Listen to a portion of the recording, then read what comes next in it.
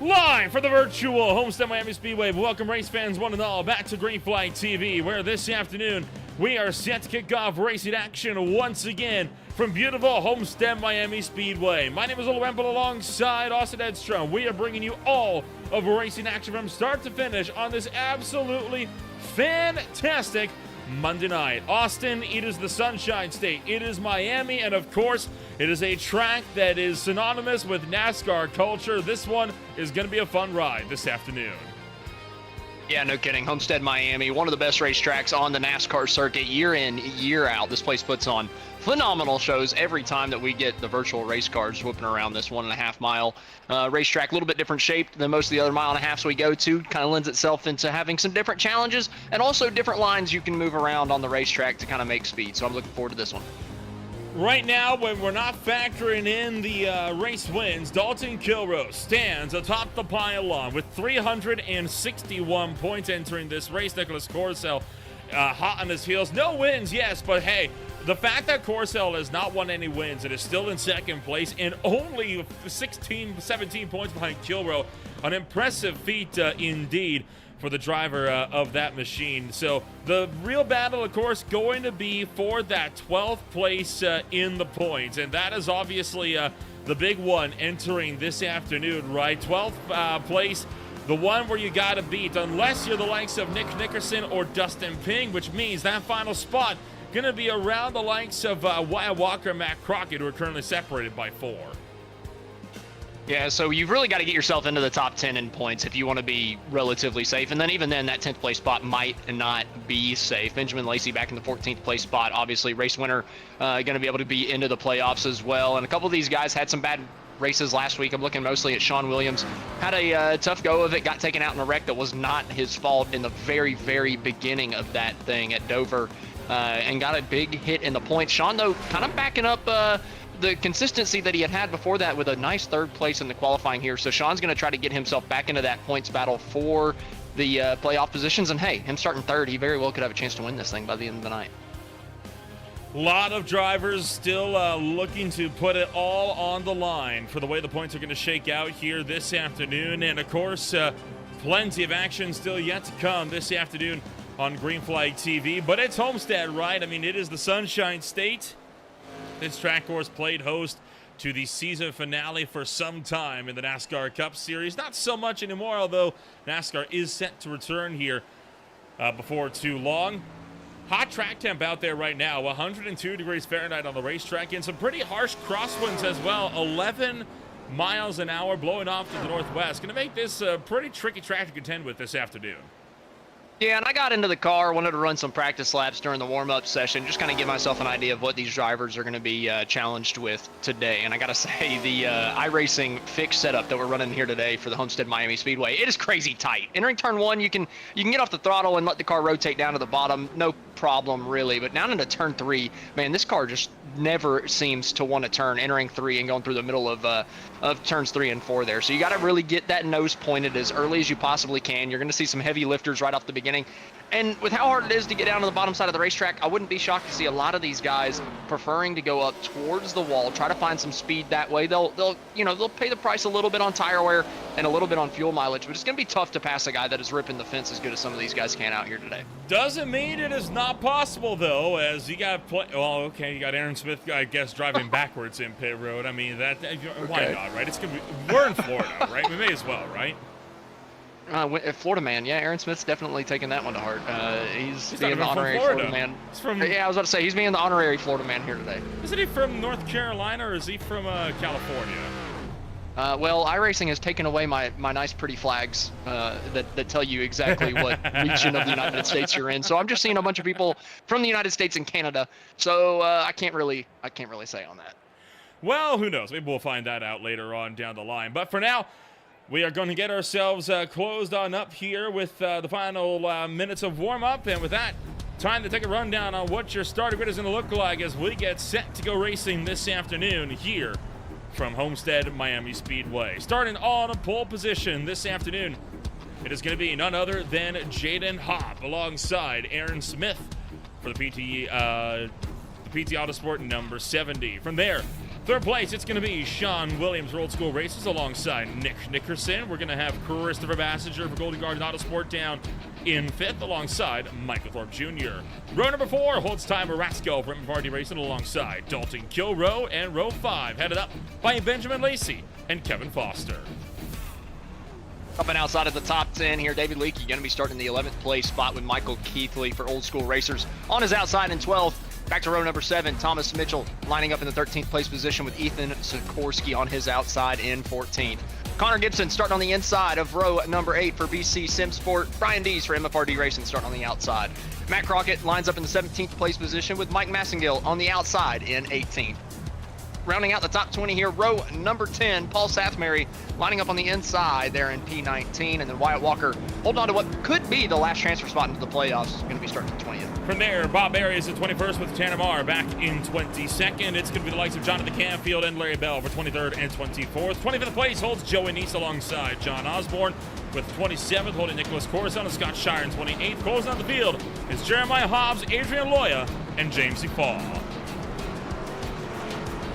guys getting EOLs from last week as well for at-fault incidents in the Dover at the Dover race that we had 1 week ago. Michael Thorpe Jr. getting an EOL, Tanner Marr, Wyatt Walker, so 3 cars going to the back here right off the beginning. Gonna have to pick their way through this field, but one thing I love about Homestead-Miami, there are no shortage of lanes you can use through the corners here to build that momentum, build a run on the guy in front of you and make a pass. So be prepared to see a couple guys ripping the fence here early. Well, the field going to work their way through turn numbers 3 and 4, and as always, we are happy that you join us for racing action here on this fantastic Monday night. Jaden Hopp going to be leading the field into the restart zone, and it's once again time to get the party started, as it's time to go from Miami. Dead heat coming down to turn number 1. Jaden Hopp all the way down on the bottom. Smith had a better run on that initial start on the outside of the racetrack, inching that nose forward ever so slightly. Not really able to get the run that he was expecting off the corner, though. Hopp's going to be able to side draft all the way down the back as the entire field. Still 2 by 2 coming down to 3. Entire field 2 by 2 as we work our way through turn numbers 3 and 4. One car all the way up towards that outside wall. It will be Jaden Hopp who leads the way at the end of lap number 1. Now the rest of the field and Hopp pursue behind him as we fire back down to the turn number 1. Already a couple drivers testing out that extreme high side of the racetrack. Ty Marasco, that's no surprise to see him all the way by the wall. He's made speed up there in the past, gotten some good finishes by riding the fence here at Homestead-Miami. Already from starting in the 7th place position, he's looking to pick up a couple here as he's on the outside of Kevin Foster coming down to 3. Ty Marasco way up by the outside wall trying to chase Nick Nickerson, and like you say, alongside with Kevin Foster. Bastrop up the top side. How about Sean Williams? Williams making an aggressive cut up high, going to abandon kill over the bottom side. Nearly runs into the back of Aaron Smith, coming down to the turn number 1 to start lap 3. Sean Williams on the outside, really making that outside line work. Maybe got on the throttle a little bit too early, having to skate up to the top. Ty Marasco finds the fence there through 1 and 2.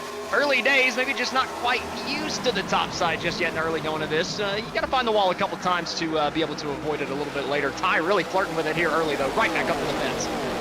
Hey, you got to get on the pressure of races like this early on, or you could find yourself on the outside looking in. Right now, Jaden Hopp starting to pull a bit of a gap at the head of the field. He is up by 3/10 now. It continues to grow while Nickerson tries to make it 3 wide up the middle.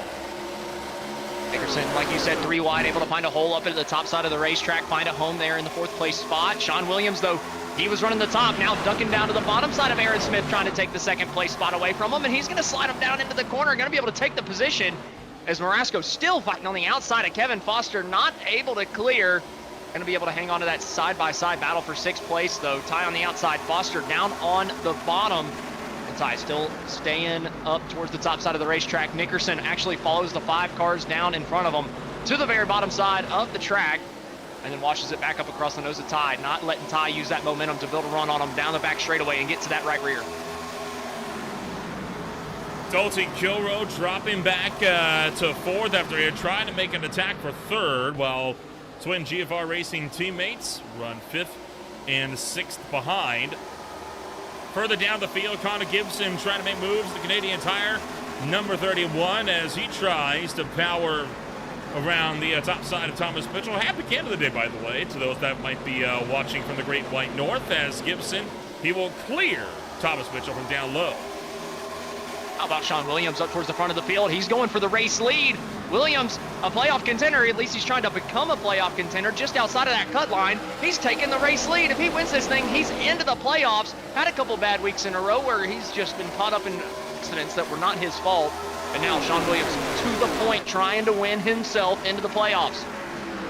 So Sean Williams going to drive through to the lead of the race, with Williams back in 2nd, or Hopp back in 2nd now.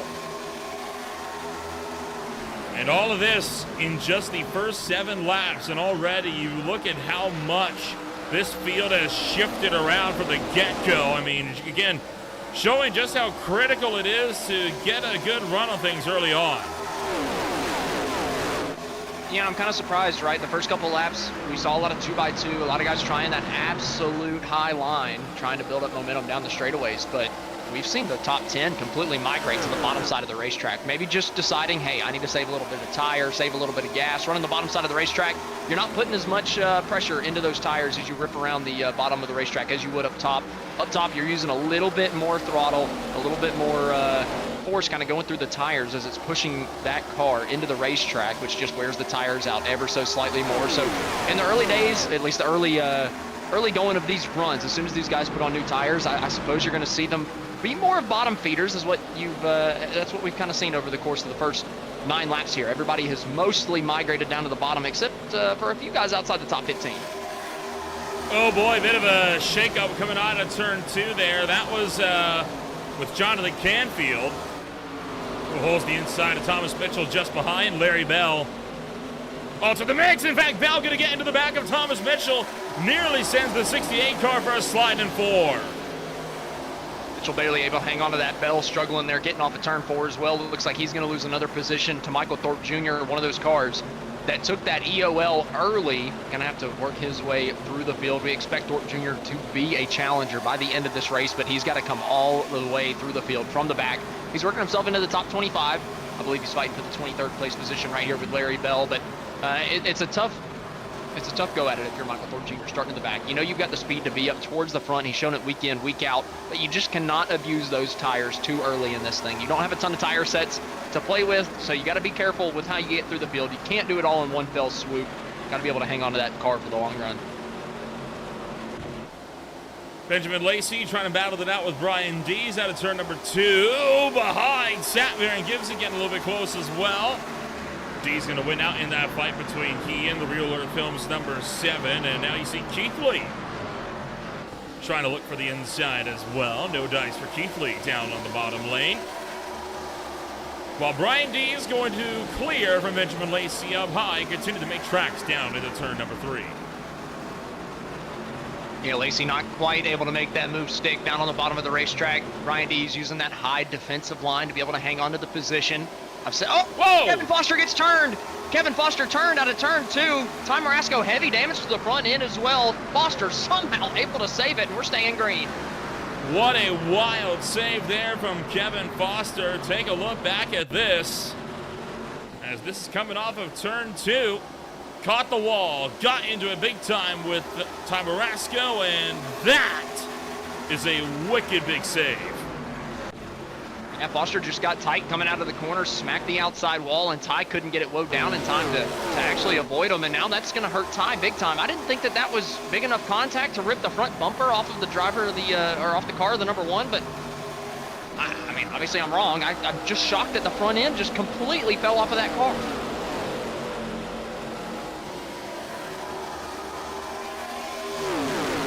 Now, granted, no meatball flag, so he is not going to be forced into pit road to repair that damage. So we'll try to work with it, I think, and kind of see how bad it is as the run goes on. I'd be a little concerned about water temp, as the water temps tend to jump up a good bit when the front end gets damaged like that, but we'll see how it pans out. Well, the good thing is the front end's completely off, right? If it was just front end damage, I would kind of be siding with you, but without a front bumper, you would think that it would cool the temps off a little bit. The problem for Marasco right now is he's not running fast anymore. He was running, obviously top 5, top 10 lap times that entire stint. They ran a 34.68, and well, the guys up front are running about a tenth of a second better than that. So I guess it's not too big of damage just yet, but I mean, it just takes 2 eyes to see that the front bumper ain't there, and that is not good. David Lakey to the inside of Michael Keithley. Brian Dees in the mix as well. Sorry, I misread the timing and scoring sheets. He's running 34 sixes. The leaders are now running 33 sixes, so he's actually lost a full second of time off of off of that front bumper coming off. I neglected to look at the second mark. I just saw the tenths being relatively close and thought that it wasn't that major, but obviously Ty Marasco continuing to slide back through the field. That damage is way worse than initially thought. Well, think about all the the lack of front downforce on that car, right? Without that nose to help keep that car planted with the front end with whatever it's got, it's not going to be helping matters for sure. So I think that's probably the biggest thing that is impacting Ty Marasco here is probably the aero damage more than anything. 100%. I mean, he's trying everything he can to just hang on, but I mean, you can just tell that he's bleeding spots as quick as you possibly can. Just stand up to the outside of the racetrack. Oh, he's made contact with the outside wall. Him and Foster making more contact there. That might be more damage to the right side of the number one. And without that front bumper, he very well could have hit that front tire onto the outside wall and bent something even worse there.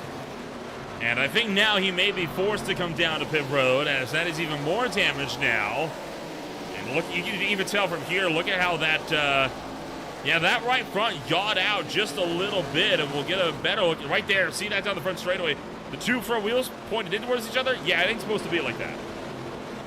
No, Ty Marasco's got to be so frustrated, too. He's just kind of minding his own business on the top side of the racetrack there and just couldn't get low down for a car that hits the outside wall, and then, you know, you get your front bumper knocked off. You make one mistake in the middle of the corner and you smack the wall again. It's easier to do whenever your car isn't working right, and obviously for Marasco, he is definitely racing around a wounded race car. Hopefully he gets that caution that he needs at some point soon, but yeah, I'm looking at the front end of this thing, and that tire does not look good. Well, jump back up front as Sean Williams, he may have gotten to the lead of the race, but he has not been able to back away from Jaden Hopp, as Hopp has been keeping him very honest, only about a car length back, and in fact, Hopp with that long run pace started to look for the inside. Has Williams burned his equipment up trying to go for the lead early? One thing from Williams, I've been watching him the last couple laps. Whenever he dives down into the corner, especially turn 3, he kind of washes up through the center, then throttles up. The progressive banking kind of saves him to where he has a decent enough runoff to continue to hold the lead. But coming through 3 and 4, Hopp has been able to hold that car lower on the racetrack, not throttle up until the nose points down towards the exit of the corner, kind of maximizing the straightaway. Coming off of turn 4, you see Williams already up the racetrack, hitting the throttle. The car pushes a little bit. The banking saves him to where he can keep his foot in it and continue the momentum. But as we get further and further into a run and the tires start wearing, Williams' tire wear will be worse than Hopp's, and eventually Hopp will be able to make the pass relatively easily. Getting up to the back bumper there through 1 and 2, trying to make it happen sometime soon. But for now, I don't think Hopp is necessarily too worried. Only lap 21 out of 135. He's got plenty of time to make this move work, and the long runs are going to be about 50 laps here today. The fuel window is about 50 laps, so Hopp still has a long time on these tires to make this pass stick. Interestingly enough, both cars put into the clutch as well and coasting, right? So maybe even some play into the fuel numbers here taking place in the battles for the lead. I mean, did I underestimate how much fuel we can take? Either that or they're just putting the clutch in to try and rotate the car a little bit more effectively. I don't know. I mean, if they, let's see, if you make it, let's see, 45, I guess they're trying to make it to 45. Maybe I've overestimated the fuel window a little bit. Maybe they're trying to make it to 45. If you make it to 45, then you can split this thing into 2 pit stops if it runs green the entire way. So maybe the fuel window is a little bit less than what I had originally expected. So they're just trying to make it to that lap 45 mark. Brian Dees trying to fight it out with Paul Statmary as this fight going on through turn number 1. Statmary caught himself up with a bit of ire from Benjamin Lacey last week after a big moment on the front straightaway caused a pretty hefty crash that resulted in, frankly, one of the most impressive wreck avoidances we have seen all year long. But I know he is working to improve on himself and keep on keeping on. He right now runs in the 12th place spot. You've also got back here Matt Crockett trying to go after Jeremiah Hobbs.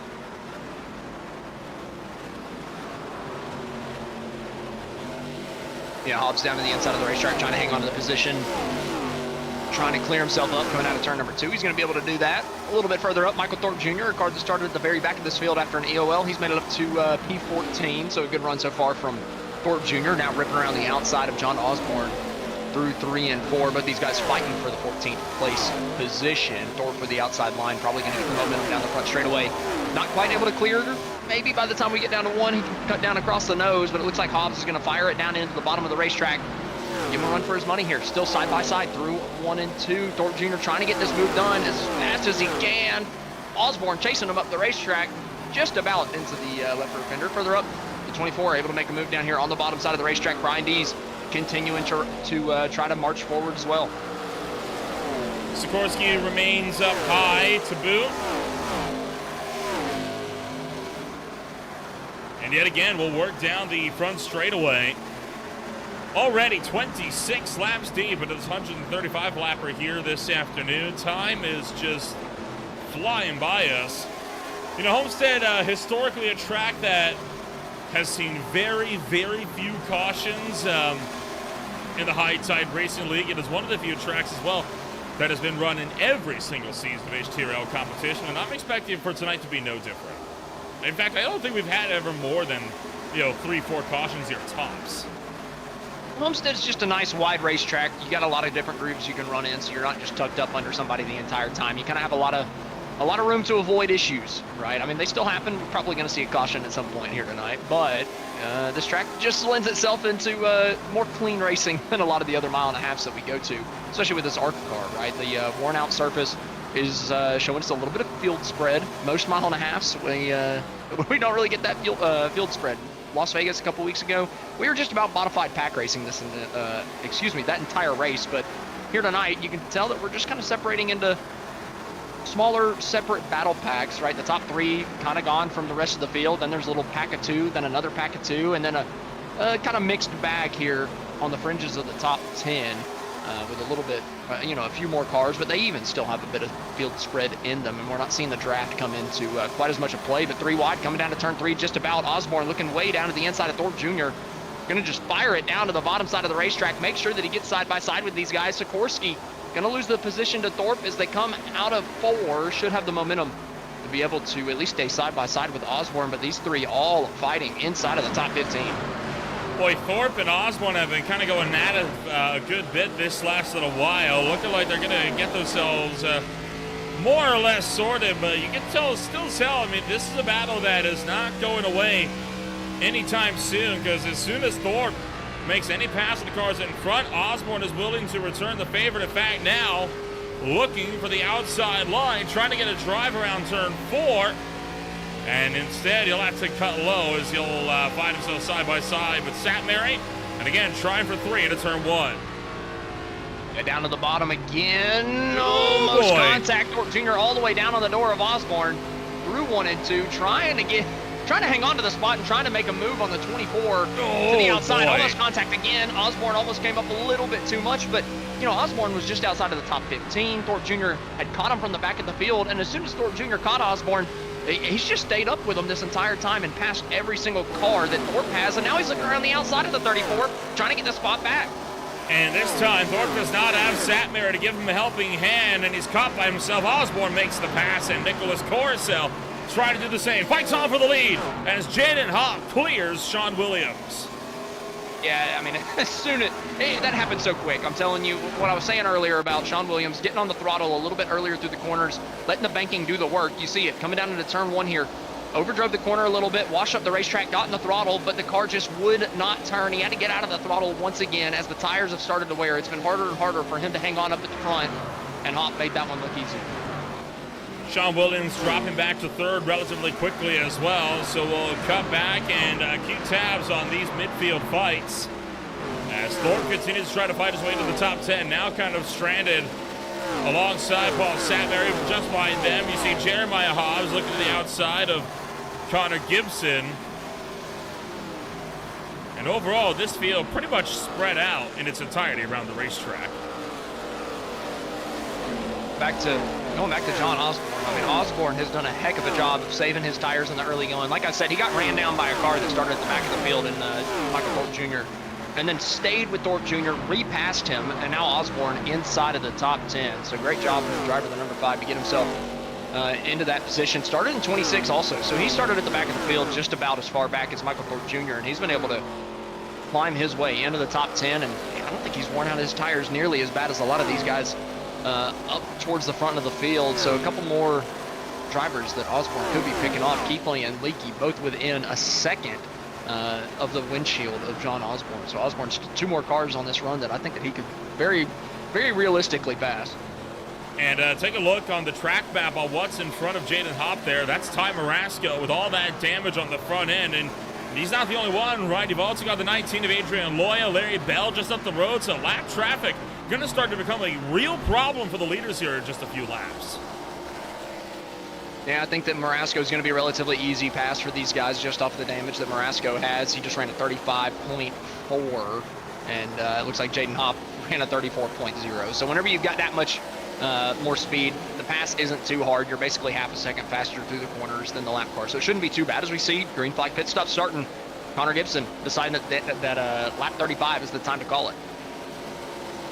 Brian D's also in as well, so this is it. I think you did overestimate the fuel numbers.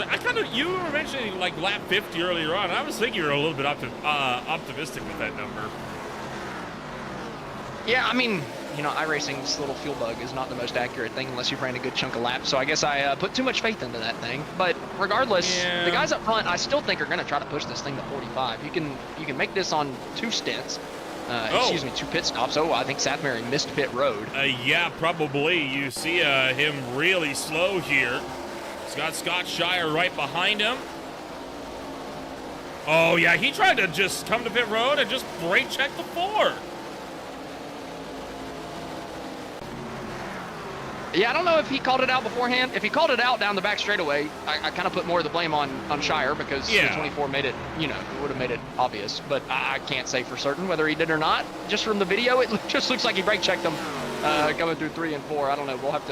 I'll have to go back and I mean, he was trying to come to pit road. I mean, we know that no matter what. It's just a question of did he call it out or not. Yeah, if you called it out, then you kind of expect the car behind you. Look, slow on the bottom, but if you call it out, you kind of expect the car behind you to at least run a lane up the racetrack. But obviously, either Shire didn't get the message or there was never a message. Several cars remain out on the racetrack except for Kevin Foster. Foster will be the next one to come down to pit road. And I can say that Seth Mary said that he was pitting on the radio. So Shire just missed him. There you go. At that point, Seth Mary didn't really do anything wrong. He called out he was pitting, and Shire just drove into the back of him.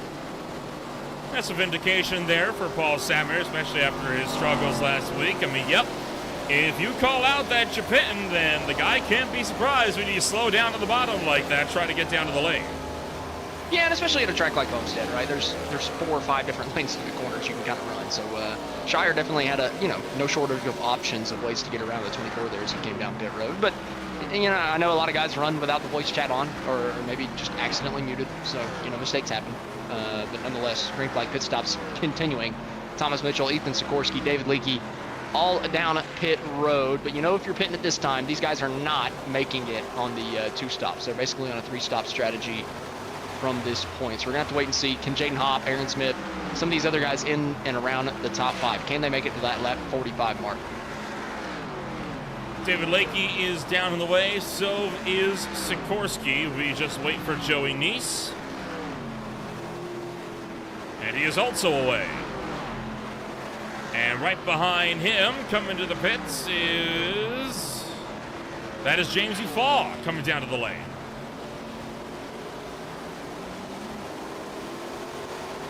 A lot of these guys are going to be able to use their new tires to, jump a lot of positions in the running order. And then at that point, they're basically just hoping for a caution to come out to save them from their potentially lackluster strategy, right? Like if this thing runs green, I don't like the strategy these guys are on. You got to make it to lap 45, like I've mentioned. But if you can get that caution, if you can get it to come out after you've gained a couple positions out on the racetrack from using the new tires to your advantage, then you just gain a bunch of free spots for absolutely nothing. Maybe just a set of tires that other cars haven't had to use yet, but there are 4 sets behind pit wall. If you run green the entirety of the first stint here, like we have, and then come down, you don't really have to save a set for later on in the race. The natural ebb and flow of the race just kind of does it for you. Sean Williams, the guy that had been leading, you can tell that he has definitely started to wear those tires out, though, because he's falling back to the 5th place spot. One more car coming down pit road. Looks like that's Wyatt Walker in the 71, kind of abandoning his typical green and white paint scheme that we see week in, week out. Not seeing many others in the lead runners wanted to come down to the lane just yet. There is Adrian Loya coming to the pits. He is a lap car. So far, everyone from about 20th on up now confirmed. Everyone from 20th on up needs to come down to pit road in this little stint still. It's interesting, right? Usually we see a big exodus into the pits all at once. That hasn't been the case. It's been very much one at a time so far here at Homestead.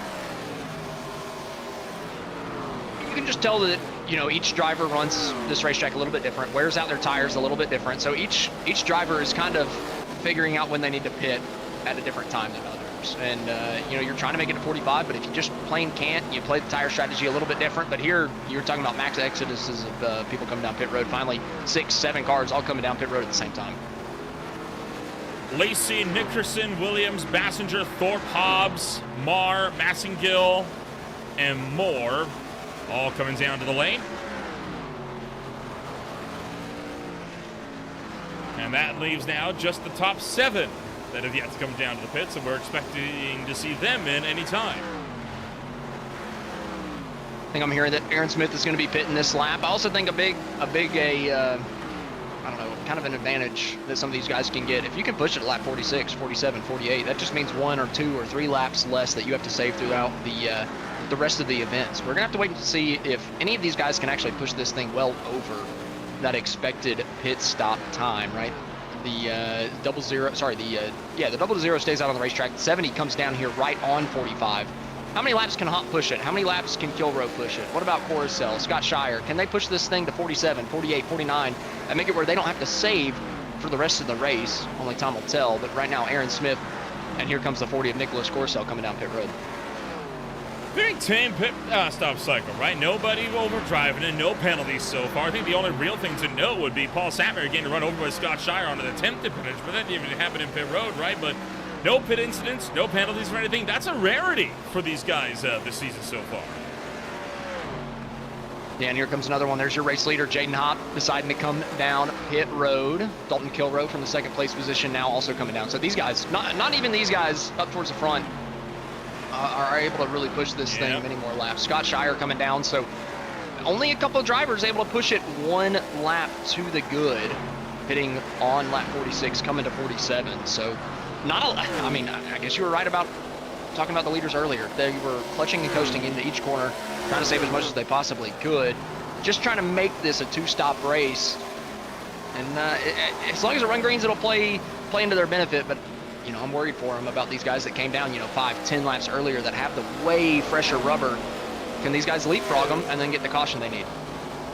Dalton Kilrow out of pit road. Jaden Hopp will obviously retake the race lead by a considerable margin.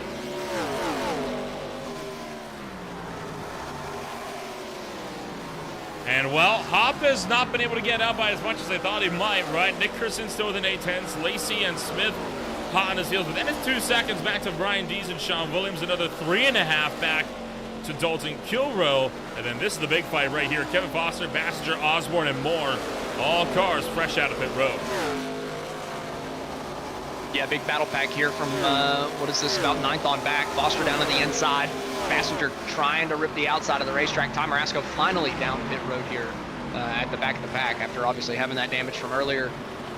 But these guys all fighting inside of the top 10. A big mixture on the strategy back. Some guys 5-lap-old tires, some guys 10-lap-old tires. And up towards the front, Jaden Hopp just got held up by 2-lap cars big time. Going to cost him a little bit of time here off of turn 4. So a few of these guys behind, but he does have newer tires than everybody in the field except for Kilrow.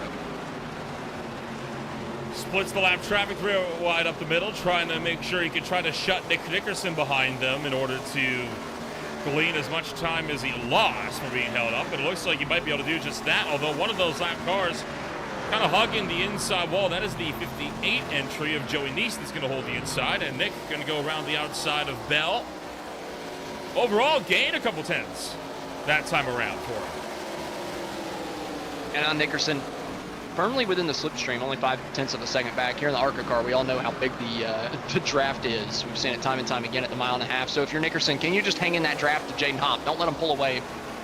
At least stay within, you know, fighting distance of the race leader, while also saving fuel, right? I imagine if he pitted on 44, 43, he's still going to try to stretch the fuel out as much as possible. It's a big help if you can get in the draft of one of the cars in front of you like he is with Jaden Hopp right now. A little bit further back, though, Bassinger, Leakey, and Coruscant all still fighting inside the top 10.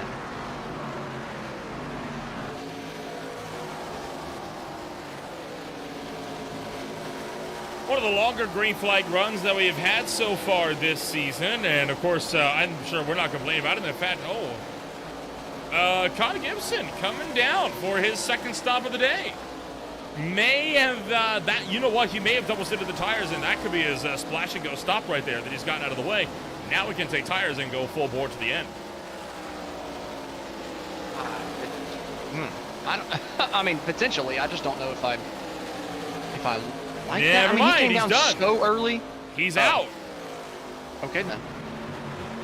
Okay, he I'm gonna try to figure out if he for the fuel strategy. I'm gonna try to figure out if he just smacked the wall somewhere, or I don't think he did. I'm not seeing anything on my event recorder. Yeah, I'm going back and watching his lap before, and I'm not seeing anything that stands out to me that would make you quit. So I'm a little shocked there from Connor Gibson. He was running firmly inside the top 15. Wasn't having a bad day. Wasn't having a great day, but like I said, wasn't having a bad day. So surprised to see him call it quits here in the early going. You see Nick Nickerson and Jaden Hopp, pretty much identical pit stop runs there between the pair of them, as they try to scrap it out amongst themselves. And you can tell just how much Nick's been closing in, right? I mean, look at the laps deltas here over the last three, right? He's been closing in very consistently. Nickerson is closing on Jaden Hopp with those 3-lap pressure tires.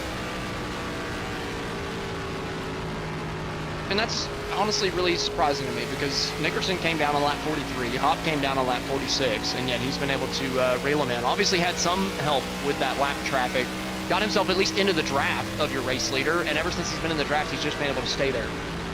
So Nick's doing a great job. The problem for him is if this thing does run green, he's got to save a whole heck of a lot more gas than Jaden Hopp does up here in the lead.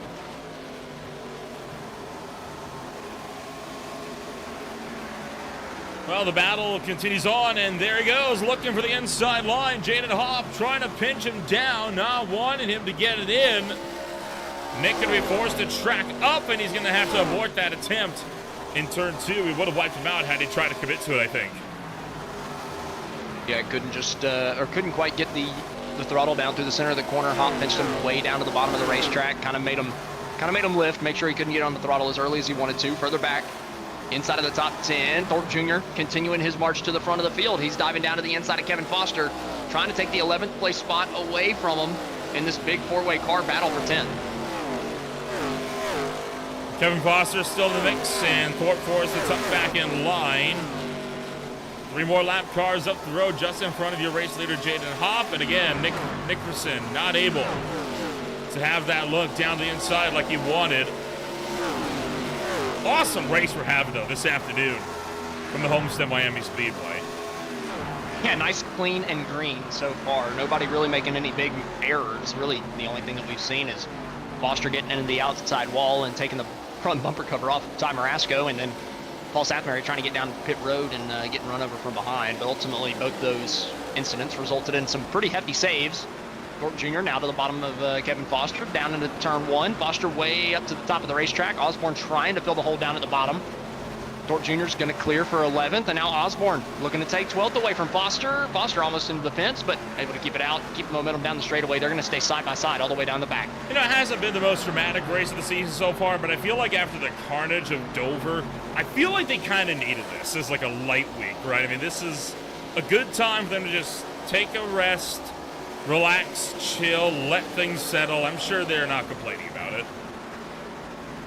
Yeah, a lot more field spread than I expected, honestly. Now, don't get me wrong, Homestead-Miami lends itself to that, but the draft to the Harker car really keeps guys on top of each other. Osborne able to clear Kevin Foster here, coming out of turn 2, just sliding across the nose, taking 12th place away. But one driver that I'm kind of surprised about in this early going of the second stint is Aaron Smith. Aaron came out just a couple seconds off of Jaden Hopp, and he was really the only challenger of Hopp in that first stint after they took the lead away from Sean Williams. But here he's running 0.4 of a second slower than Jaden Hopp up in the race lead. So I don't know if there's a problem on that 70 car, if he's found the fence somewhere, or if he's just saving gas heavier than those guys around him. I mean, maybe, right? I mean, possibly. There you see the deltas between Hopp and Smith, and I mean, yeah, I mean, drop it quite consistently, but either trying to save or, hey, maybe he's just chilling, right? He did get a race win just yesterday in the For the Boys Racing League. So I'm sure he's happy with his win, and he's just he's here. He's just enjoying the sights and the sounds. I mean, he had potential race-winning speed, though, in that first stint. That's just kind of where I'm surprised. Now, Hawk did save more gas and was able to push the stint further than Aaron Smith was, but I wouldn't expect Smith to fall off the back bumper of Hop as far as he had through this second one. I mean, he is completely dropped off of the lead 3. Now going to be 5 seconds behind him at the end of this lap. I mean, I'm just shocked to see the speed discrepancy from stint 1 to stint 2 there for Aaron Smith. Nearing the halfway point in racing action this afternoon. And well past the halfway point of the season at this point in time. Not a lot left as well, right? Only 4 races to go until we will enter the battle for the playoffs. Those races coming on up: Richmond, Michigan, Phoenix, and Charlotte. So I think this is probably the last calm race we're going to have in the regular series season based on what we got coming up.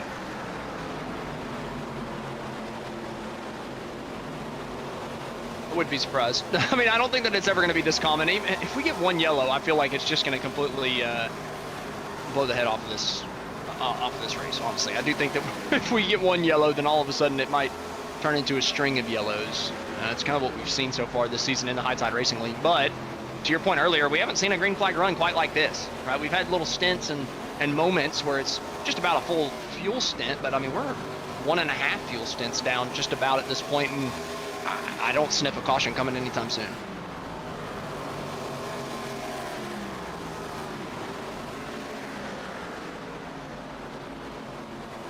Oh, Nick a bit close to the outside wall there.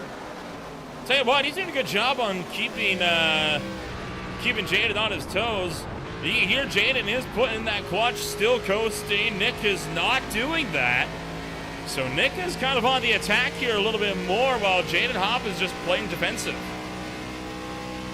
And Hop's doing a good job. He's got newer tires, so that lends him an advantage. But if he is clutching and coasting into the corner, and Nick Nickerson is not, it's kind of impressive that he's been able to hang on to this race lead, even with Nickerson getting the draft down the straightaways. Marasco in the chat, unfortunately, talking about his front end damage. I'm shocked at how easily that front bumper went off. That's kind of the main story of the race so far, is a couple contenders kind of, not a couple getting wiped out. Ty definitely got knocked out. Kevin Foster lost a good bit of track position, but has recovered decently. But I'm still shocked at how easy that front bumper came off for Ty a little bit earlier in this race, right? The first 10 laps of this thing, just that front bumper completely flying off that car, and him losing a whole second of speed has kind of been the story of the race so far. And it sucks because he was one of the guys I was kind of watching for, because I've seen how he's ran that outside line in the past, and I thought if he got the track position, it'd be tough to beat him, but he didn't even get a chance to show his stuff. Nobody came down and took fuel only. I mean, usually you see a lot of drivers kind of splitting up, right? Fuel only versus tires. It was all tires on that opening pit stop run. With us being about, what, halfway through the stint now, I think, do you think that's going to change, or are we still going to see this being all tires at the next stop as well? I think it's got to be all tires. So there are 3 sets behind the pit wall still, right? All these guys have taken 1. They had 4 to start the race, so everybody's still got 3 sets of tires behind the pit wall. And, you know, if that's the case, you're going to see 4 tire pit stops every single time down pit road until the very end of this thing, whenever the guys that pitted on lap 35, the guys that pitted on lap 40 on that first stint that cannot make it on one more stop, they're going to have, you know, a stop with less than 10 laps to go where they have to take fuel only to not lose a ton of time. So I think really the only fuel only stops that we're going to see are going to be in the last 10 laps of this race. And unfortunately, those guys really don't have a chance to win it because they're going to have one more pit stop anyway. Still lose a ton of time coming out for fuel only. So those guys are not going to have too much going on for them, not going to be able to do too much. A little bit further back here, just inside the top 10, David Leakey under heavy fire from Michael Thorpe Jr., and they've got some lap cars they're trying to get around at the same time. I know we've spent a lot of time with this battle, this race, and this stint, but I mean, this is really one of the only battles we got on the racetrack right now, or at least it is the certainly the only one that is actually side by side right now. These guys have just not been able to get away from each other. I mean, Dees, Lakey, Thorpe, Osborne, Keithley, they have all been tucked up under one big blanket, and all this lap traffic has not been helping matters as Lakey trying to go to the middle, contact with Keithley as they try to put fall a lap down. And it's just so tough for all of these guys. Thorpe Jr. gets through it the best, able to take the 10th place position away, but you know, I mentioned in the pre-race, I did a couple of practice laps in this thing just to kind of get an eye or get a feel for what these guys are actually going to be going through in this race. And man, this setup was so tight. I mean, ridiculously tight in the early going. So I'm not really surprised to see passing at a premium, some bigger gaps throughout the field. I think the dirty air is probably playing more of a factor here tonight than it normally does. Brian Dees coming down really early for his second pit stop. Interesting strategy call for the 17, wanting to split this kind of last 80 laps into 2 even stints here. He's going for the 3-stopper. He pitted 34 laps ago, so this is about right on par where we saw him pit for his last stint as well. So he's definitely going for a 3-stopper here, thinking that's going to be more beneficial to him than a 2-stopper. I mean, you kind of lay your bet on that first pit stop. You kind of have to commit hard to one specific strategy. And let me go back to see exactly, well, actually, Jaden Hopp right now, he's running 33.7s. And whenever, let me go back to Brian Dees here, see exactly what he runs on brand new tires. Heck, he runs 33.2s on brand new tires. And like I said, Hopp currently running 33.7s, but he'll slow down into the mid 34s, or the low 34s by the end of this run. So Dees just trying to make as much time on the racetrack as possible. But the problem is, man, you go down pit road and you put an extra pit stop in it. Yeah, you're a little bit faster for more laps on the racetrack because you've got newer tires for a good portion of the race. But the problem is you just lose 30, 40 seconds every time you come down pit road. I don't think he can make up that much time. Well, wait, we got this moment here. We can go and kind of get a championship update here for you. This is on the general standings. Jada Hopp will be up 2.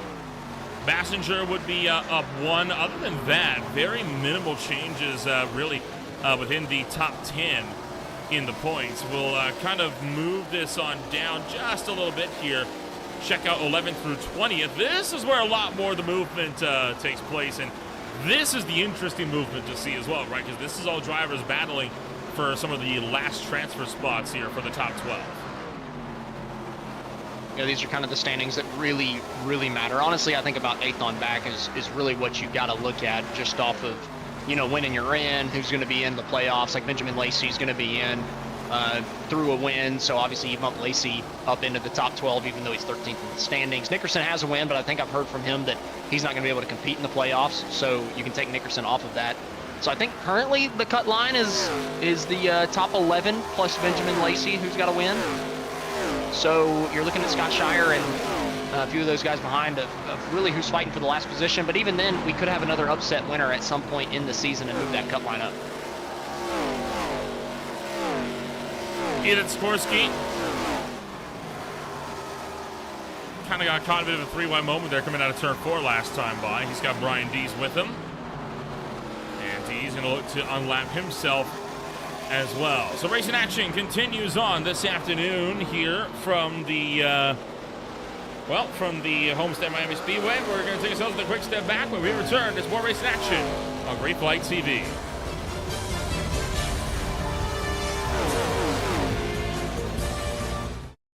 Racing isn't easy.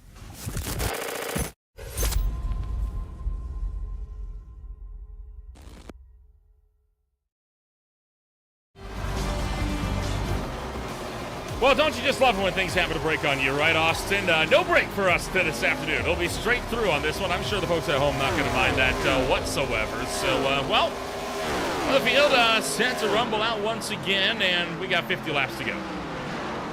What am I going to do? You just took my bathroom break away from me. I can cover if you need it.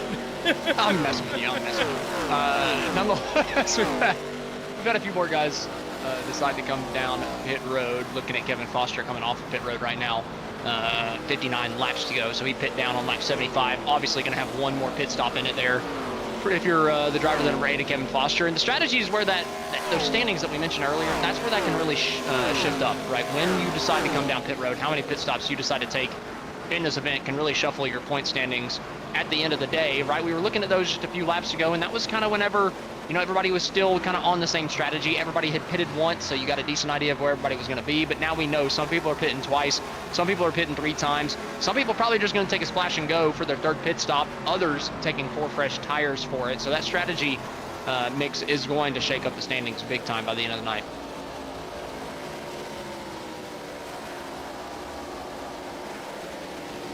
Well, the field just about set to rumble out here this afternoon. As, oh no, James Afal with a black flag, and he is out of the race. Now, Afal had, there's been some weirdness afoot here. Afal, towed to the pits. He then, he may have run out of fuel, you know. Then he apparently had this moment coming out of pit road, and I think this is where the problems settled in for him. He may have been caught coming up too soon. Yeah, he ended up stopping it on the access road of 3 and 4. Oh, yep, that'll do it. Yep, pushed up too soon. Did not keep it below the blue cone. Man, that was close too, right? He got the right side tires above it right before the blue cone, but I mean, that's all it takes. And honestly, Homestead's not a super difficult track to keep it on the apron there. It's honestly just a lapse in judgment whenever you do it. You just kind of take your eye off of the blue cone. Your car definitely pushes to the outside of the racetrack trying to go, but you can just kind of lift off the throttle, and all of a sudden the front end will turn back down on the apron. There, E5, I think he just lost track of where the blue cone was, excuse me. David Leakey coming out of pit road, he did it right there, and he's going to have one more pit stop still himself. A little bit of a hairy moment there further back. I believe Seth Mary almost got in the back bump for somebody, but I believe they all were able to make it down to turn 3 without a problem.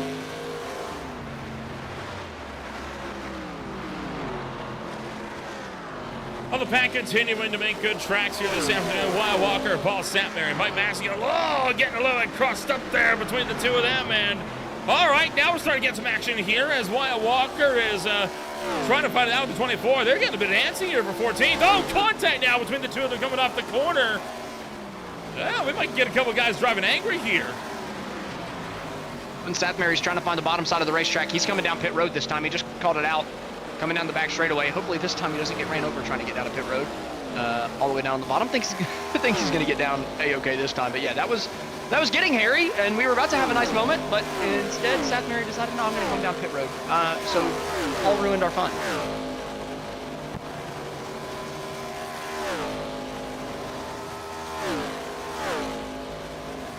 Well, 53 laps the distance here this afternoon. We've still got plenty of racing action left to go this afternoon. There is Satmary situated in the box as Bassinger, Williams, and Coruscant continue to run 6th, 7th, and 8th.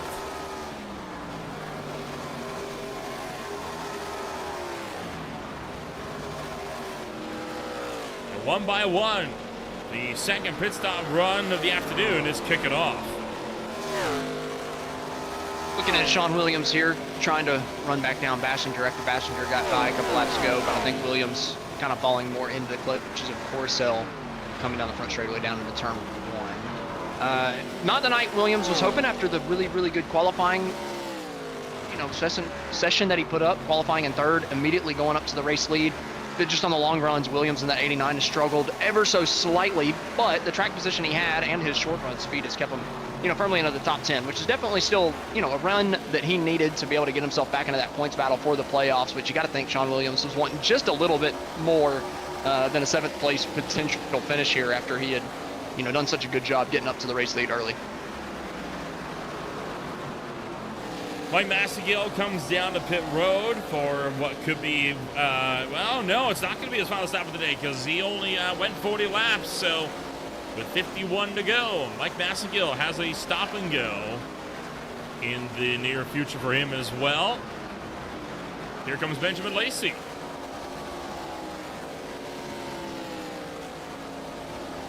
I'm surprised to see a couple of these guys not try to push it a few more laps, right? Not save enough gas to make this at least closer to this being the last pit stop. But they're coming down 50 laps to go. Do not think that that is doable. We think it's fringe 45. We've only seen a couple cars actually be able to make it to 45 on that first stint. So it's really just about paying attention to who can make it to lap 90. If you can make it to lap, 89, 90, 91, you're setting yourself up for a really, really good finish here tonight.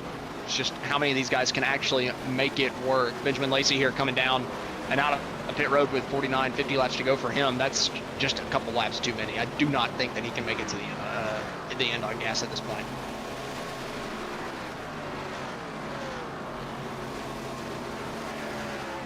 So Nickerson and Bassinger continuing to scrap it, continue to come down to pit road and get their own strategies sorted.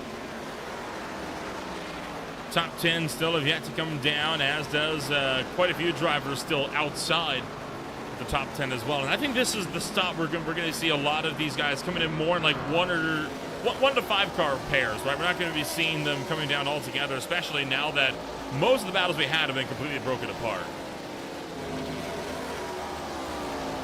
Ford Jr. coming down here, 48 laps to go, still just outside of that fuel window. He's probably going to have a gas and go at the end of this thing. The only guy that's been able to save gas as well as you should to be able to make it to the end and run really competitive lap times the entire time has been your race leader, Jaden Hoff. It's been honestly fantastic to watch the fact that he has been clutching and coasting into a lot of corners, able to keep the race lead for the most part through this second stint and just save gas while still running super competitive lap times. Aaron Smith has had to save so much gas in this second stint that he's now 10 seconds off of Jaden Hopp, who's still saving gas but pulling the distance to the leader out that much. And even Dalton Kilroe came down on the exact same lap as Jaden Hopp, but Kilroe's 11 seconds off of your race leader. So what Hopp is doing up at the front of the field is honestly fantastic. I'm shocked that he's doing as well as he is.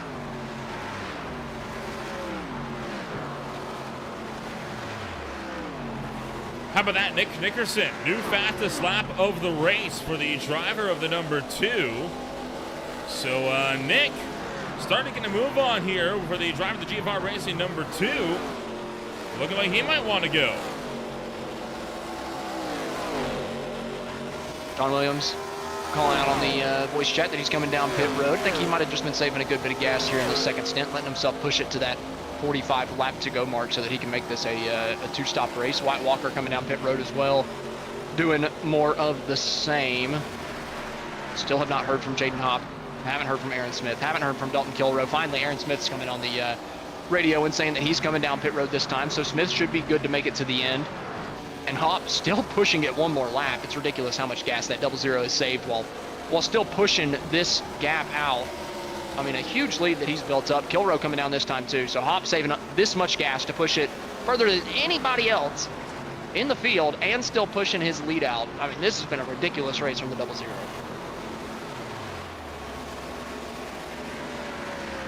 I mean, hey, he's on his 45th lap. There's 44 to go. He's just proven you can make it on a two-stopper, and you can see a lot of drivers now all coming down to try and make the two-stop work, while Nick Nickerson has reset the fastest lap twice in a row. And now Jaden Hopp is into the pits, as is most of the drivers on the lead lap.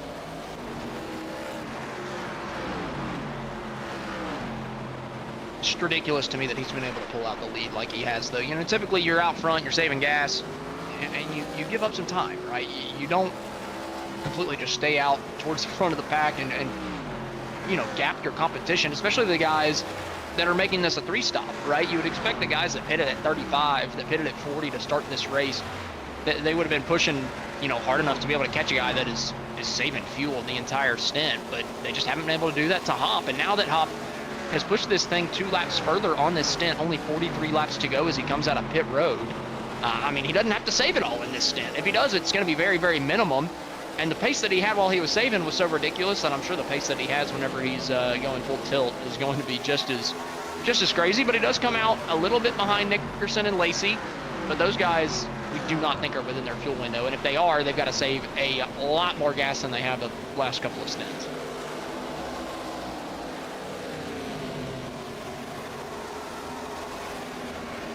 Nickerson holds the lead. Benjamin Lacey is with him. Jaden Hopp is 2.5 seconds back, but he is also on about 8 lap pressure tires, so you think This will be a non-starter. By the way, Larry Bell is also taking a toe. He's out of the race, and Massengill's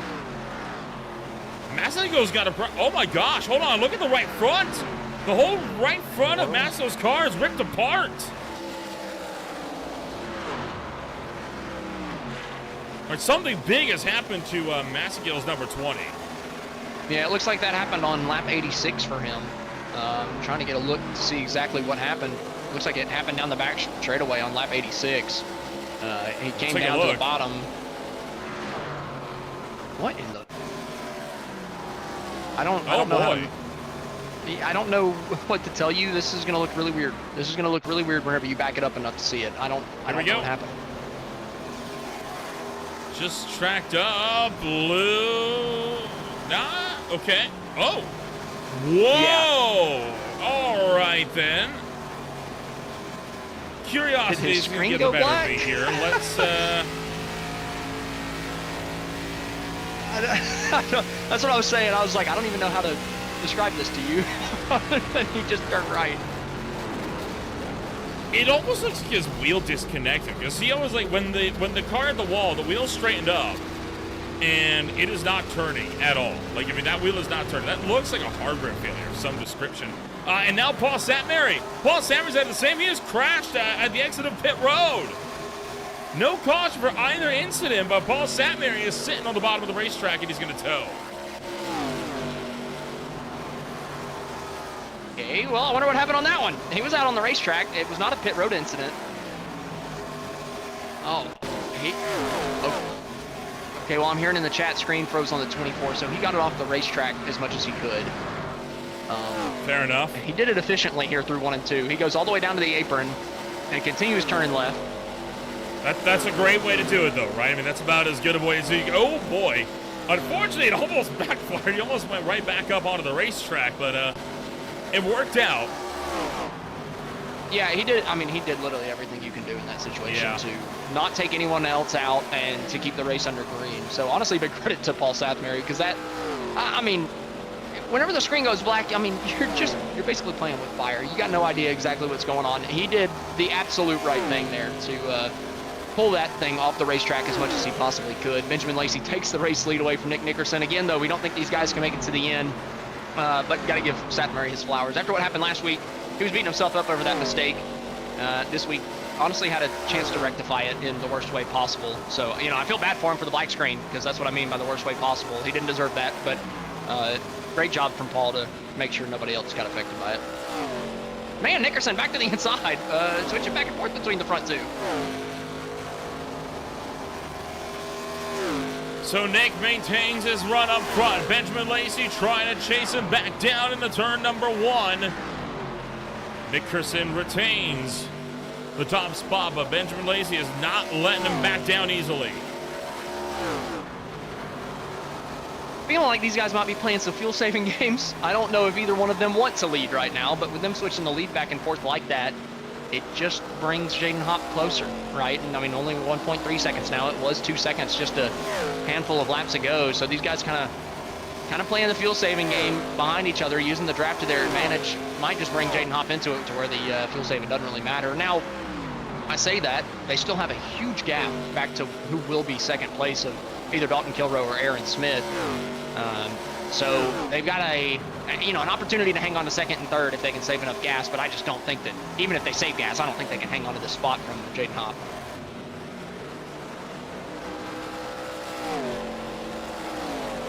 Austin, do you feel like tempting fate? What does that mean? I'm scared now. Dare Are you about I to try say, to jinx a caution? Dare I say, this race might go caution-free. Okay, you are trying to jinx a caution. I don't know how I feel about that. We just had 2 people have hardware failures and somehow didn't have a caution come out, and now you're trying to force one? No. I'm just... Look, it's not been a good week for the commentator's curse. It's a comment that's been on the edge of my mind. And I figured, you know what? Maybe if I call out the possibility for a curse, it'll, like, offset it. Here, I'll try one, too. Oh, they're wrecking! They aren't. No, nobody's wrecking. They are not wrecking, so... I tried. Well, I mean, hey, opposites attract, right? So they may have worked. They may have gotten us what we wanted. I mean, again, it's been a great race so far. And one that is not going anywhere anytime soon. There is Jaden Hopp. Hopp has caught the top 2. Looks the inside of Benjamin Lacey. Cannot clear though off of 4. Lacey trying to hang on side by side for second place. Lacey still having to save gas, but he does not want to let Jaden Hopp get by. Trying to do everything he can to slow him up, even with the fresher tires that Hopp has through 1 and 2 here. Lacey doing just enough, able to keep that second place position. And who this really helps out is Nick Nickerson up in the front. Nick still trying to save as much gas as possible too to make it to the end. Can Lacey hold up Hopp long enough for Nickerson to run out and save enough gas at the same time? Hopp way up the racetrack trying to get the momentum down the front straightaway. Lacey gonna still be clear coming off the corner. Hopp does have the run, looking down to the inside, gonna be side by side to 1. Side by side as the field continues to battle it out. All the while, the gap continues to close. Benjamin Lacey catches the wall. Nothing stands between Hopp and Nickerson, and that gap quickly coming down. Yeah, it's just a matter of time here for Jaden Hopp to take this lead back. He's just hoping that caution doesn't come out and completely ruin his plans. He's had a ridiculously good race compared to the field here today. Clearly the class of the field, not even going completely down on the RPMs there, just really letting the car rotate through the center of the corner. You can see him just kind of on and off the gas there, coming out of turn 4, trying to do everything he can to get that nose pointed, make sure he gets the good run down the back straightaway, down into turn number 3. Pretty heavy on the brakes, doing a pretty heavy stab of it, making sure that he gets all the way down to the bottom, and then hard back on the throttle coming out of the corner. Still firmly in that draft. Nickerson still in the lead, but it's only a matter of time there for Jaden Hopp.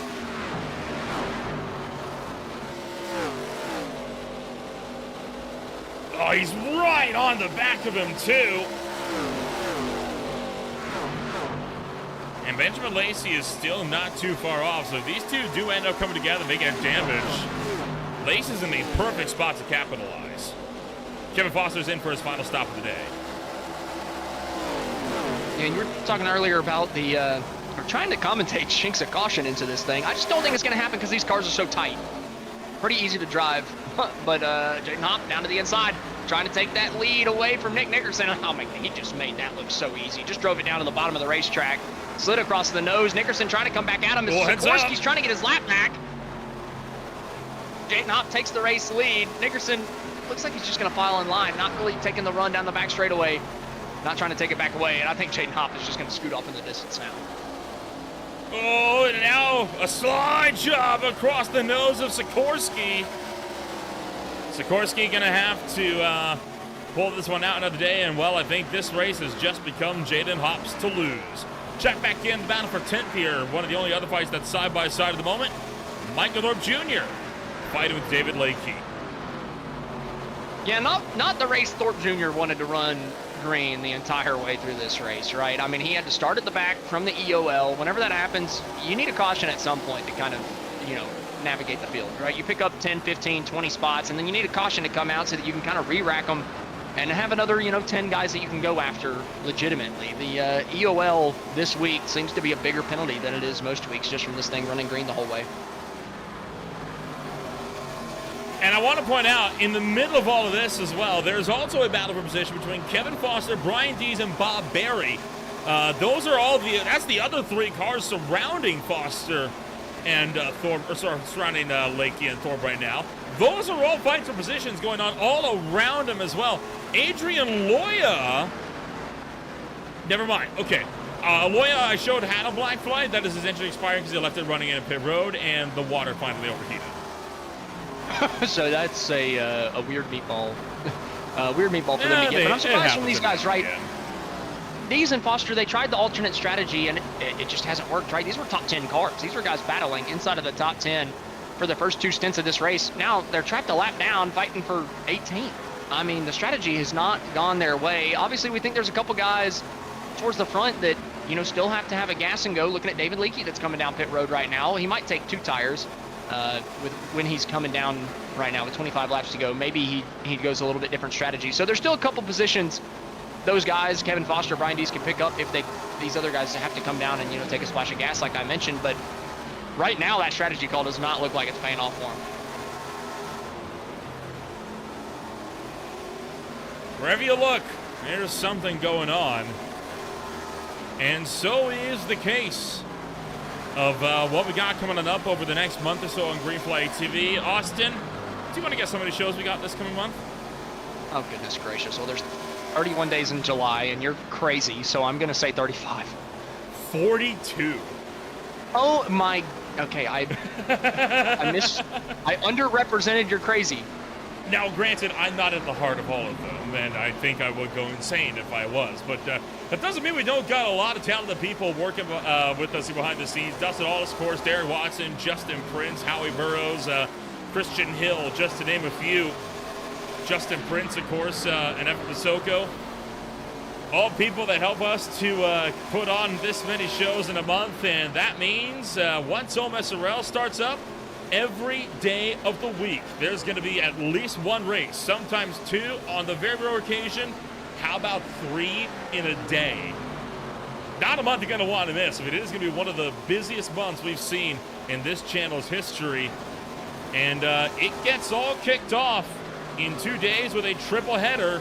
First in M11 with the Global IndyCar Challenge, followed by the PSR Sim Cam Expo Truck Series at Daytona, and the Average Joe Sim Racing League at Dover, all on Wednesday. Man, Nolan, you're like the sim racing version of flow racing. I mean, that's ridiculous that you've got that many shows over the course of a month. I mean, what? You know what? I mean, I know, like you said, you're not the heart of everyone, yada yada yada. But the fact that you put on, you put together that star-studded lineup, right? You mentioned Evan Pasoko, right? Co-commentator that you got that's worked here on Green Flag TV. Justin Prince, I know Prince is super good at what he does. He's a fantastic commentator himself. Derek, we've seen in the booth multiple times. Love what Derek does in here. I mean, you've got a star-studded lineup week in, week out. All of the best in ensuring that every production a quality one. And Austin, the next time you're in the booth with me, it's going to be on Saturday for the opening half of the FTR Events GT Super Cup, a race that was formerly going to have 4 classes. They have since axed the Cadillac CTSV and the BMW M2 CS race classes. So it'll be instead 2 classes for a 4-hour endurance race. The Ferrari 296 Challenge alongside the Porsche 911 Cup cars. They will be racing at Silverstone starting at 1 o'clock p.m. Eastern Time this Saturday. Yeah, and I can't wait for that. And here's Benjamin Lacey coming down pit road. We were talking about he was one of those leaders that we thought had to make one more pit stop, and he's having to take his medicine right now. 19 laps to go. Tough break for Lacey. Not quite on the right strategy call to get the finish that he probably deserved. But going back to what you were saying, I'm really looking forward to this Saturday. Now, you better know how much you mean to me, Nolan. The fact that I'm giving you my 4th of July weekend instead of going out and watching the fireworks and having fun with all my friends. I'm sitting in my room on my computer chair watching some iRacing. At 1 in the afternoon. Well, that's a good point. You'd be surprised. I do live in Alabama, buddy. There are some crazy people down here. Now the NAS Classic Series, that's on Saturday night. Okay, yeah, fair enough. Well, yeah, and I'm not doing that one. So you're mostly right, I suppose. I'll find a way to get out there. Watson's got to cover with George Stewart. They got things under control. Perfect. Yeah, they give me a way to go out and watch the pretty lights in the sky, I guess. Make sure my dogs don't go absolutely crazy. Actually, I'd probably be a terrible commentator on one of the 4th of July nights because my dogs would literally be freaking out. They hate the fireworks. So probably a good thing you've got me there for the first couple of hours of that thing instead of the last couple. Still a good chunk of racing left in this one. David Lakey going to get around Ethan Sikorsky. Lakey tracks up from the bottom side, clears for 18th, and here is Corcel and Sean Williams also going at it with quite a big of a run. And Williams closing. Just got to put the bumper to Corcel. That was a hairy move there. Sean Williams overdriving just a little bit down there into turn 3. But, I was mentioning that Sean Williams has slipped and slid back to the back and probably wasn't getting the finish that he probably deserved off the pace that he had just off the strategy. But, a couple of these guys have come down pit road. That had cycled ahead of them. They had to come and take their 3rd pit stop. So if Sean Williams can make this thing on gas, he is going to get that finish that he deserved and get him right back into the playoff hunt, I believe. Sitting inside the top 6 right now. I wouldn't be surprised if he picks up 1 or 2 more positions. I think Kilroe, Smith, and Hop all can make it to the end. Nickerson, I'm a little hairy about. I don't know.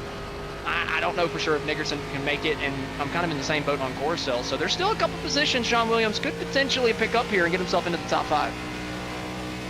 Aaron Smith right up the back bumper as well of Dalton Kilroe. As the battle for 3rd. Still a fight that is yet to be decided as well. And this, a fight between a driver that has not shown much fear in getting a little bit elbows up if he's got to. That would be, of course, Aaron Smith. Came to blows once or twice with Michael Thorpe Jr. 2 seasons ago, most notably again at Darlington. And boy, the amount of times we've referenced that finish, about enough to fill a piggy bank at this point. Smith to the inside, Kilroe trying to pinch him in. Yeah, Kilroe not giving him any room there through 3 and 4. Gets to the throttle, trying to use that banking up on the top side of the racetrack to get the run off the corner to be able to clear. Not going to be able to clear down the front straightaway. Smith still down to the bottom of the racetrack, trying to take that 3rd place position away. Fighting for the last step on the podium. Could potentially be 2 steps on the podium here if Nickerson runs out of gas, but Smith, oh, way down on the bottom of the racetrack, had to get out of the throttle. This time, Kilroe's going to clear him down the back straightaway to hang on to 3rd. Well, the fight's not over yet. Still a long way to go here. I mean, 12 laps, it doesn't seem like a big number when you compare to 135, but we've seen it before, right? A lot can happen in those final 12 laps or so. Jaden Hop maintains his run up at the head of the field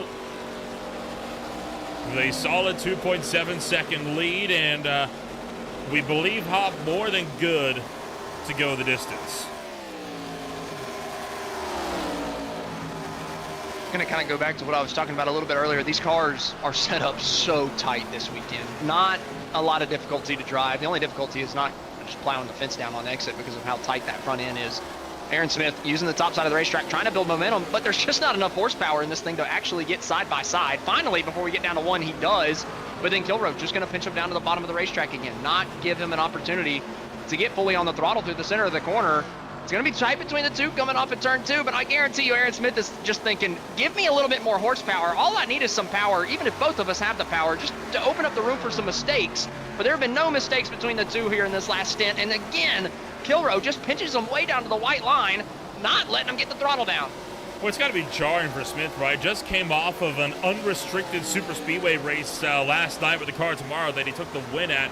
Going from those 750 horsepower unrestricted monsters to these much more heavily restricted 650 horsepower ARCA cars. I mean, it's got to be quite an adjustment to make in such a short span of time, but an adjustment he has clearly made good strides with. Yeah, I mean, he's done a good job sitting up here in the top 3, even with a neutered down car like the ARCA car, but did I hear you correct in saying the COT is only 750? I feel like that thing's 900 the way those things skate across the racetrack. It's the aggressive arrow on them. Well, nonetheless, I mean, these guys are doing a great job battling side by side with the neutered engines that we do have, because if the COT is 750, these things feel like 450. I mean, you do not get the same throttle response in these things as you do the COT with only 100 less horsepower. That blows my mind. Aaron Smith looks like we'll finally lose out in that battle with Dalton Kilroe at turn number 2, although he'll try to get back to him. We'll cut back to that if that gets up any further. Meanwhile, Benjamin Lacey trying to fight it out with Jeremiah Hobbs. And well, like I said, we cut back to it. If it kicked up, and it kicked up again, and Smith is through. Oh, just like Kilroe that. Gave him too much room that time. What was Kilroe doing? He had done such a great job. I mean, he just came on the radio. He threw an expletive in there and said, well, that didn't work. So, yeah, he was doing great running the second lane, pinching him down. That time, he moved up 2 more rows thinking that he could get the momentum on the top. And, well, it didn't work like he thought it was going to. And big news, Nick Nickerson could not go the distance. He is forced into pit road with 7 laps to go. That now turns into the fight for second. Yeah, we kind of expected Nickerson would have to come down pit road. Surprisingly, he's taking tires. That's probably going to drop him off of the lead lap. I don't think he meant to do even that. if the caution flag does come out. But obviously, he tried to run it as long as possible, just hoping for the yellow, hoping that the track position would come into play. Didn't work out for him, but hey, that's great news for Kilroe, who had just lost a podium position, going to get elevated back up to it. And great news for Sean Williams, who looks to get that well-deserved top 5 that he needs to try to make the playoffs. There is Nick Nickerson fresh out of pit road, and now he's got to just try to run down the likes of Thorpe and whoever else he can get his hands on. Try to run away with whatever spots are left on offer. Jeremiah Hobbs, John Osborne fighting it down to the closing stages as well. This is the fight for 8th. And with these guys side by side coming down to turn 1, and it's right in front of the race leader too, right? So these guys fighting for a position that really, really matters, right on the edge of the lead lap, and it's right in front of your race leader. So one mistake from either of these guys could catch Hobbs into it. Hobbs did catch the fence there in 2, but it wasn't big enough to actually cause a big issue. Good job from Osborne getting around there, taking the position, see if he can keep that number 3 behind him, as Hop looking kind of content with just riding behind these guys, right? He's got a huge lead, 12 seconds, no reason to put your nose somewhere where it can get hurt. Yeah, right. I mean, just run your line. No need to risk it for the biscuit. If there's no biscuit to be had.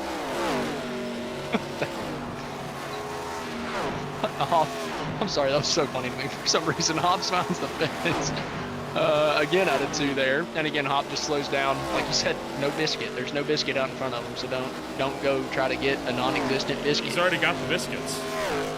Yeah, the biscuits are I mean, he doesn't have them yet. A caution could come out and completely screw everything for him, but he's as close to getting the biscuits as possible. Don't want to throw him away, right? Corcel and Sean Williams also in a fight for 4th place. And, well, we saw Williams get to that bumper of Corcel a few laps ago. Don't think there was any intent behind that, but, you know, it's a bump that was there. And perhaps Corcel, if he does get back to him, might not be willing to give him much of a break. Nickerson's unlapped himself. He's got a spot over Hobbs. Going to try to get one more over Osborne by the end of this race, and he should be able to do it on the newer tires. But the more pressing matter here for Nick Nickerson, now that he's gotten the lap back, and I know I'm asking for a lot here, but if for some reason a caution does come out in the next lap, he's going to stay out and take that race lead away from Hop. So Hop is definitely thinking, please, one more lap, guys. Do not crash. For everything, please do not take my biscuits away and hand them to Nick. Nicholas Corcel maintains 4th with Sean Williams 0.3 of a second back, and I don't think he's realistically going to be able to get there at all. It's just tough to break through that dirty air bubble too. Corcel's done a good job hanging on to this position after they made a little bit of contact. And your race leader, Jaden Hop, has taken the white flag, so just one more time around. And we are going with a green flag to checker flag. No caution race here for the first time this season. Last time we went caution-free was at Kentucky Speedway in season number 3. It was also a 200-mile race. And we'll do it again as Jaden Hop leads and wins from pole position this afternoon for the Homestead-Miami Speedway. Ridiculously impressive drive from Jaden Hop. These guys a little bit further back, though. Keithley and Bassinger almost getting into it here coming out of 4. Bassinger gave him the bumper up in turn number 4. Keithley drag racing him out to the line. I think Keithley held on to it, and he did. He held on by just 15 thousandths of a second. One more fight to go. It's Canfield looking to hold out against Sikorsky and Lakey. Looks like he's going to be able to do it coming out of turn number 4. Running order now official, and what a race it was from Jaden Hop, right? Just about from the drop of the second stint to the checkered flag, led nearly every lap. Just lost a couple of those off of pit sequence strategy. A couple of guys taking tires a little bit early. But honestly, I mean, this was as dominating of a race as you're going to see in the High Tide Racing League. Ridiculous run from Jaden Hop, able to save tires and maximize speed the entire night. Great drive from the 00. Phenomenal drive indeed from one Jaden Hop here this afternoon, and I know he is a very, very, very happy camper. It is his 6th win here in the championship, as he's going to take for a lap around the road course, and why not have some fun with it. I don't know if I've ever seen somebody do the Homestead Homestead Road Course as a burnout drift track here after winning a race, but I've seen it once or points twice. for creativity. I think they did it in HTRL at one point. Oh, well, there you go. Well, you just ruined it for him. It's not that creative now for Hop. He's a copier. Well, the guy unfortunately got disqualified. I will point out by doing that because not everyone had crossed the line yet before he did that. So, did they give the win back to him? oh yeah, they gave the win back, but it was okay. But We're good. It was like, it's a bit awkward. I might regret that. How about that? He's actually found a little paddock spot there to pull into. Got some shade for him. What in the world? Look at that. Look at that. It's almost I'm like sure it was a hot one down there. You had said 102-degree track temp. Not too hot, but not very cold either. And well, down in Homestead-Miami, just about July 4th weekend, I can guarantee you it would be burning hot. I want to point out the sun is shining directly into the driver's side window though of that one because of where the sun's located at. So yeah, I think he needs to pop that thing in reverse a little bit. Yeah, just a little bit. Tell you what, a good race though this afternoon of the first caution-free race since Kentucky of last season. We'll get the chance here to get a rundown of your official post-race results this afternoon, as it is going to be Jaden Hop coming home with an 11-second gap over Aaron Smith, who takes out Dalton Kilroe. Nicholas Coruscant picks off fourth with Sean Williams in fifth. Scott Shire, Benjamin Lacey, Nick Nickerson, John Osborne, and Jeremiah Hobbs round out the top 10 with only 9 finishing on the lead lap. Coming outside of the top 10 here, Michael Thorpe Jr. with his run from the back. That ends in the 11th place position. Michael Keithley 12th, Christopher Bassinger in 13th, White Walker 14th. Kevin Foster rounds out the top 15 with Brian Dees, Jonathan Canfield, Ethan Sikorsky, David Leakey, and Matt Crockett rounding out your top 20. Outside of the 20, it's going to be Bob Berry down in 21st, Thomas Mitchell in 22nd, Joey Neese in 23rd, and then cars that failed to finish this race for one problem or another, Paul Satmary, Larry Bell, Mike Massengill, Tanner Marr, James Ufaw, Adrian Aloya, Connor Gibson, and Ty Marasco. Very unusual to have such a broad roster of drivers not finishing the race and yet go caution-free. Yeah, it is a bit of a weird one. Obviously, Ty had that issue early on where, his front bumper got knocked off from very minor contact. Kind of surprising there. Maybe some internet issues led to that. Like we had mentioned earlier, a couple hardware failures too. So just some weird things that kind of reared their ugly head into this race at some point. But ultimately, you get 135 green flag laps. Most of the time, not everybody kept the thing straight the entire time. So not too surprising, I suppose, at the end of the day. But nonetheless, Jaden Hop, race winner, he was able to keep it clean and green the whole time. And we'll potentially get the chance here to give a chit-chat here with the Old School Racers 00, as it is going to be Jaden Hop coming home with win number 6 of the season, of his career this afternoon. Jaden, a wild race tonight, but one that you're able to take a pretty convincing walk-off win on, as you just outclassed the field on strategy tonight. Talk us through it. Yeah, it's nice to be back up here again. Yeah, I knew it was going to be a fuel mileage race from the very start. I didn't expect it to be as tight of a fuel window as it actually was, though. I had to clutch pretty much the whole race. But yeah, just kept up with the strategy. Got lucky to not get a caution this time around, so that was helpful. But then we went off and finished it off. Well, a solid drive for you this afternoon, and of course, championship-wise, you were already looking relatively solid as far as things went. I know it's been a bit of a rough ride trying to get that car towards the top echelons here, but you were in 25 for the points, and with this win, you're going to lock yourself into the playoffs. Is that going to change how you approach these next 4 races? Probably not. Since I'm already locked into the playoffs, might as well go and try to win the races, as many races as I can to get as many, I think they're called playoff points in this series. We're going to try to get as many of that, and then try to keep it consistent. Don't go up, try not to fall down the roller coaster like I have been up and down all this season, and then, yeah, see how it shakes out in the races going forward. And overall, we are going to wish you the best of luck when we go racing next week at the Action Track. Richmond Raceway is up next. We were speculated this might be the last calm race that this league sees for a while. Do you agree with that sentiment, or do you have high hopes for the Action Track? I think it'll be a little more chaotic next week and I think most of the races going forward. I haven't seen the exact schedule yet, but this race, was a whole lot calmer than I expected it to be. I expected it to be like the mile and a half we've seen up to this point. Well, wish you the best of luck next week at Richmond. Congratulations on taking home #1, and we'll see you when we go racing once again come Virginia. Yeah, I'll be looking forward to it. Thank you. Jaden Hopp comes home #1 this afternoon, and we'll look to move on down to the PT Autosport Yellow Vision #70 of Aaron Smith, who is going to be able to give us a chat here this afternoon, and he is standing by with Austin Edstrom. Aaron, great P2 run for you here tonight, able to make that move on Kilrow over the course of the last couple laps and swipe that second place away from him. But early on in this race, I thought you had something for the race leader of Jaden Hopp. That first stint, you really stayed with him until the very end of it. Pitted about the same lap, if not the exact same lap as him. But then that second stint, he seemed to pull away as y'all were both saving gas.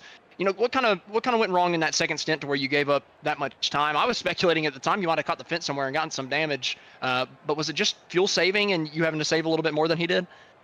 Oh yeah, like once I lost my reference point, I didn't have much for him there. I wanted to save as much fuel as possible. I was able to save one more lap than I ran in the first run and pit with Kilrow, but yeah, we had a pretty good race for P2 there, but that was all she wrote from the halfway point of the race. Jaden had it all figured out. Well, Aaron, how'd you finally get that move done on Kilrow? Because it seemed like y'all were side by side for a good handful of laps there, and he was just pinching you down to the bottom of the racetrack, not letting you get the throttle down off of the corner to get the run down the straightaway. But then we look back, and all of a sudden you're just flying by him on the inside of the racetrack. So kind of walk us through the move and how you set him up for it. Yeah, I took the outside a couple laps before that. Did it? I think it was 2 consecutive laps. I tried to give it like a good shot around the outside. I got the run a few times, and I shot to his inside once, and that didn't work. So I took the outside a couple more times to get the momentum back up, and I got back behind him, and I think he thought I was going to take the outside again, tried to aero block me by running the middle right before he turned down, and I guess he caught himself in no man's land there in the middle of the track, and I just blew past him on the inside. I thought he let me by. That was just how quickly I was able to get around him in turns 1 and 2. I asked him in the chat, like, "Oh, I thought you meant to do that. Sorry," but it was a fun race. I'm glad he made it easy for me. I appreciate it. I'm sure he's not happy about it, but hey, at least one of you are. But nonetheless, congrats on the P2. Going to Richmond next week. First off, will you be there? Were you going to grace us with your presence? And what do you think we're going to see at Richmond? Do you think it's going to be, as tame and calm as we saw at Homestead? Obviously, it's kind of been an outlier of this season. Or do you think we're going to go kind of back to normal and have a, not a wreck fest, but, a lot more craziness happen whenever we go to the Richmond Raceway? I feel like it'll depend on what kind of setup they give us. Like this tonight was really tight. Like I was going to be surprised if someone had managed to crash themselves on this setup. Like the few people who spun out all had help, and fortunately none of it was ever big enough to cause a proper caution. But next week there is a bit more space to that outside. We should be able to get some cars turned around. So I feel like it'll be your standard short track race, but things are looking up here. I'm looking forward to it. Well, Aaron, congratulations on the P2, and we appreciate you coming and taking some time to talk to us. Good luck next week whenever we go racing at Richmond. 10-4, thank you. Alrighty, that was your second place finisher of Aaron Smith. Next up, I think Nolan is going to try to find Dalton Kilrow so that we can maybe talk to him and ask him why the heck you Aaron Smith by for that second place spot. Dalton, Austin kind of relayed minus the expletive of that didn't work. What happened in turn 1? Car just didn't turn. It just did not turn. I cooked him too much getting to him and around him towards the start of the run, and then just tried to hold on, tried to aero block a little bit, and it just did not work. So I knew it'd be tough trying to keep Aaron behind. Excuse me. But hey, a third place finish is a third place finish. I just didn't keep that streak of top 2s going. So. And hey, still +5 from where you started this race. So I think overall you can still call this a major success for you. Obviously, you were kind of a bit how to say this? You're a bit tired coming into this race, right? I'm trying to put it gently here. Did you have any? Did it have any impact on how you raced tonight, or was it just all gas and go from there? Well, that first run it felt like all gas, no brake, because the car really decided not to turn towards the end of that run. And I thought, okay, I'm about to finish 15th. But I got For some reason, my wheel does this thing where the force feedback stops working unless I have a certain program selected. So I had to do that under that first green flag pit stop, and I got my force feedback working again for the rest of the race. But I couldn't tell what the car was doing. I just saw it just kind of nosing towards the fence every time out of 2, and I was like, oh god, this is gonna suck. But luckily, I just driving the track normal was able to go the 45, 46 laps or whatever, and cut a stop out. I mean, I wasn't even thinking of fuel saving. I didn't even think a 3-stop was an option, but come to find out, everybody was like, oh yeah, we can't make a 2-stop, and I was like, wait, what?